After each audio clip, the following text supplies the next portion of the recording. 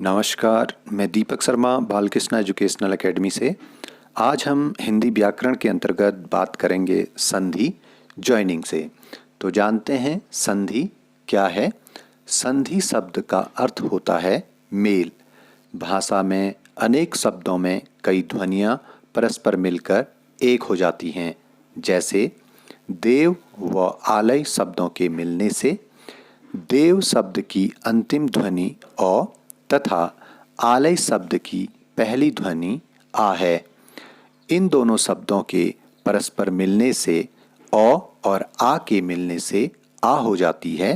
तो तब हमारे पास में नया शब्द बनता है देव धन आलय बराबर देवालय। ध्वनियों के बीच इस प्रकार के मेल से होने वाले परिवर्तन को संधि कहते हैं। तो आइए जानते हैं संधि के भेद। संधि तीन प्रकार की होती है: स्वर संधि, व्यंजन संधि, विसर्ग संधि। आइए जानते हैं स्वर संधि के बारे में।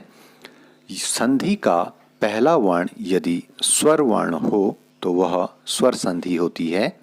जैसे देव धन आगमन बराबर देवागमन।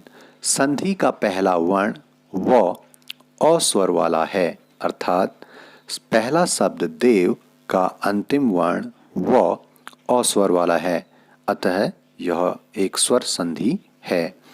इसी तरीके से जानते हैं व्यंजन संधि के बारे में। संधि का पहला वर्ण यदि व्यंजन हो तो वह व्यंजन संधि कहलाती है। जैसे वाक धन ईस बराबर वागीस, क धन ई बराबर गी। संधि का पहला वर्ण क व्यंजन वर्ण है, अर्थात यहाँ वाक शब्द का अंतिम वर्ण क व्यंजन वर्ण है, इसलिए यह व्यंजन संधि है। आगे बात करते हैं विसर्ग संधि पे। संधि का पहला वर्ण यदि विसर्ग युक्त हो तो संधि विसर्ग संधि कहलाती है। जैसे मनः धन योग बराबर मनोयोग। संधि का पहला वर्ण नः विसर्ग युक्त है, अर्थात पहले शब्द का अंतिम वर्ण नः विसर्ग युक्त है, इसलिए यह विसर्ग संधि है। धन्यवाद। ये जानकारियाँ आपको कैसी लगी कमेंट सेक्शन में अपनी प्रतिक्रिया अवश्य अंकित कीजिएगा। नमस्कार।